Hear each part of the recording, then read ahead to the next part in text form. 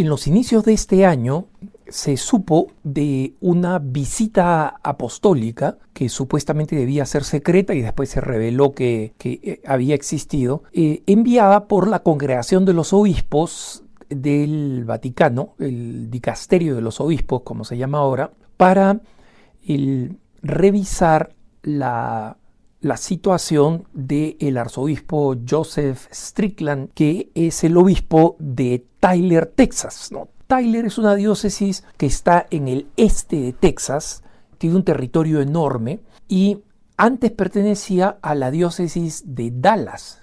El obispo Strickland era un sacerdote de la diócesis de Dallas y el Papa Benedicto XVI creó la diócesis de Tyler porque, aunque sigue siendo una diócesis con una población católica relativamente pequeña comparada con el total de la población católica había crecido significativamente. Y de hecho Tyler tiene más o menos como 1.3 millones de habitantes y unos 100.000, 120.000 más o menos, es decir, una cifra menor pero significativa que ha venido creciendo, es católica. De hecho, lo paradójico es que el obispo Strickland tiene más seguidores en Twitter que fieles, digamos, en su diócesis, ¿no? Entonces, sin embargo, una de las cosas que han caracterizado al obispo Strickland es que con su importante presencia en las redes sociales y el entusiasmo que ha generado no solamente en los fieles de su diócesis, sino también entre muchos católicos que se sienten, digamos, despreciados de alguna forma o excesivamente criticados por el Vaticano, incluso por el Papa Francisco. El obispo Tyler es un héroe. Y el sábado 11 de noviembre, el Vaticano anunció que el obispo de Tyler, que Monseñor Strickland, era relevado de su posición, es decir, simplemente despedido de su función como obispo de Tyler. Y esto sin ninguna explicación, como ya ha sucedido con otras dos despedidas de obispo, una en Puerto Rico, la otra en Paraguay, y de obispos que se caracterizaban por ser muy buenos, por lo menos desde el punto de vista de lo que se podía ver, ¿no? O sea, de la realidad externa de estos obispos. Obispos muy eficaces promoviendo vocaciones, obispos muy firmes en la parte doctrinal y obispos criticados muchas veces por sus colegas, como fue el caso tanto en Puerto Rico como en Paraguay, de no ser suficientemente, entre comillas, colegiales, ¿no? Hoy en día se diría suficientemente sinodales.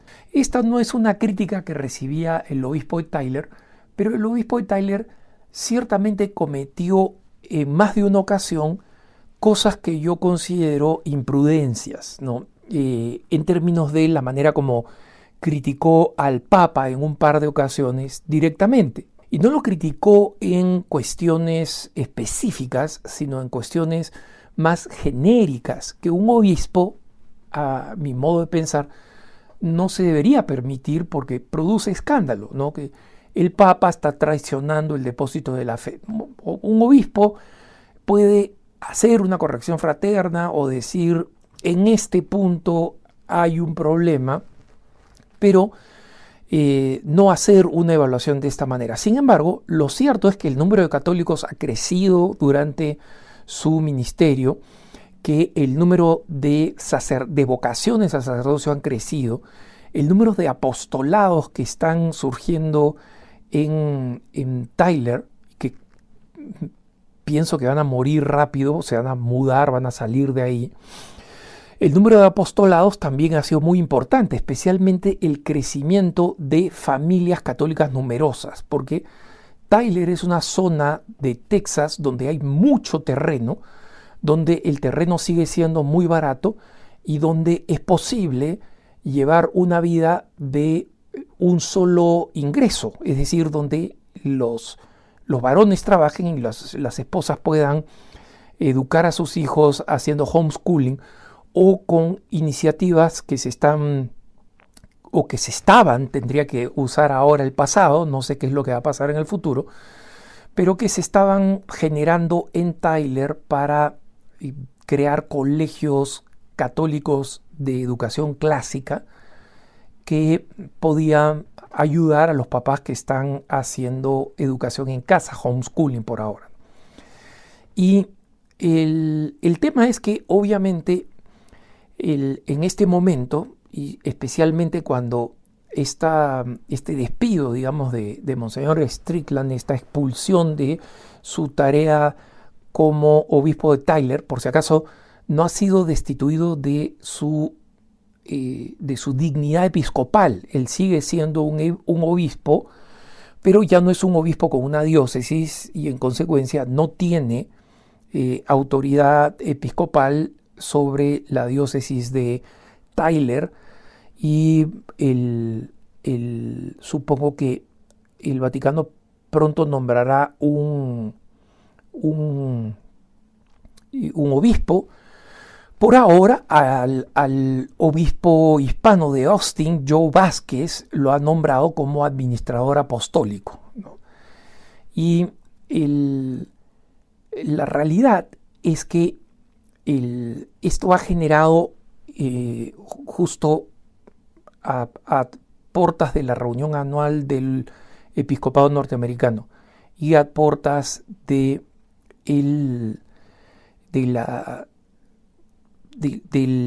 estado en el que se encuentra Estados Unidos ahora, especialmente después de la primera sesión del sínodo, donde muchos católicos son muy críticos.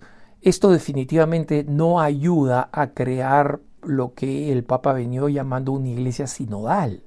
De hecho, el Papa tiene la autoridad de poder destituir un obispo. Es la cabeza de la iglesia, tiene toda la potestad, y sin embargo el hecho de que tenga este poder, tenga esta potestad, que por si acaso algunos teólogos en la línea tradicionalista se la niegan, y esto no es así, no es así. Ellos a lo largo de la historia han apoyado decisiones de los pontífices de destituir otros obispos que iban en contra de la doctrina, ¿no? Pero el hecho de que el sistema no sea transparente, por ejemplo, cuando el Papa Juan Pablo II destituyó un obispo en Francia, lo destituyó explicando explícitamente que este obispo era un obispo que estaba enseñando en contra de la doctrina de la Iglesia y que no podía seguir en estado de rebeldía. Entonces, si es que el obispo de Tyler, o el ex obispo de Tyler, Monseñor Strickland, está siendo destituido por las cosas que ha dicho críticas al Papa, es bueno que se sepa por qué fueron destituidos los otros dos obispos en Puerto Rico y en Paraguay. ¿Por qué está siendo destituido un obispo que, incluso a pesar de la imprudencia, es totalmente ortodoxo, totalmente fiel a la doctrina de la Iglesia, como fueron los dos otros obispos destituidos? ¿Y por qué no se dice la causa por la que han sido destituidos? Y en consecuencia se permite que se especule. Han sido despedidos, han sido destituidos porque precisamente son quienes son. Son ortodoxos, son fieles a la Iglesia, son exitosos, suscitan la admiración o en muchos casos la envidia de sus hermanos en el episcopado, y esas no son razones para destituir un obispo. Y si esa no es la razón, que se diga cuál es la razón. Si es que en el caso del obispo de Tyler y en el caso de los otros dos obispos que he mencionado, que eran obispos, como digo, de pastoreo no solamente impecable, sino ejemplar, exitoso para la iglesia. Ahora que se habla de renovar la iglesia, de salir a las periferias, y estos obispos y estas diócesis eran absolutamente exitosas en todos esos aspectos. Entonces, la pregunta es, ¿hubo algún problema moral, algún problema que los católicos no conocemos y que no necesitamos conocer, pero que existían en estos tres casos? Entonces, la Santa Sede tiene que hacerlo saber. La Congregación para los Obispos tiene que hacerlo saber por qué se destituye a este obispo, y basta con que se diga por razones personales. Ni siquiera se necesita decir por torpeza moral, nada por el estilo. Porque si lo que se quiere hacer es preservar, digamos, el buen nombre de estos obispos, pero hay problemas reales, que se haga saber que hay problemas y que son de incumbencia solo de la Santa Sede o del Santo Padre, y esa es la razón por la que está saliendo estos obispos. Pero cuando no hay explicaciones, entonces no ayuda a que los fieles sepan la razón o se solidaricen o se identifiquen con el Santo Padre en esta decisión. Una vez más, personalmente, el Papa tiene la potestad, yo estoy convencido que el Papa tiene la potestad porque está encima del derecho canónico. Es el último y el primer legislador en la Iglesia Católica. Pero esta falta de transparencia no ayuda para nada en creer que la Santa Sede es seria en su deseo de hacer una iglesia más misericordiosa, más dialogal, más sinodal, porque si es que para formar parte de esta iglesia el pluralismo, ¿no? la sinodalidad, el que cada uno sea distinto, para que exista y sea aceptado, tiene que aceptar a todos. Y no solamente a todos, sino como dijo el Papa Francisco en la clausura de la Jornada Mundial de la Juventud en Lisboa. No solamente todos, sino todos, todos, todos. Lo repitió 3 veces. No hay una nota a pie de página diciendo menos el obispo de Arecibo, menos el obispo de Tyler, Texas. No hay una nota a pie de página en esa totalidad. Entonces, acá hay una contradicción que para mucha gente resulta literalmente escandalosa y antitestimonial. Y viendo los antecedentes, el obispo de Ciudad del Este en Paraguay, el obispo de Arecibo en Puerto Rico, no vamos a esperar, no podemos esperar una situación de claridad, de aclaración, con lo cual no se ha resuelto nada. Si querían que esta decisión sirviera como un ejemplo para un obispo que no debe criticar al Papa, está bien que se diga y la gente sepa por qué. Si es que la decisión es porque es un obispo incompetente, que se explique cómo es más incompetente que otros obispos extremadamente escandalosos. Si me viene a la cabeza el retiro personal del obispo auxiliar de Tegucigalpa en Honduras, que era responsable del seminario y que fue una fuente escandalosa de escándalo. Y ustedes dirán, Alejandro, eres cacofónico, eres redundante. A propósito soy.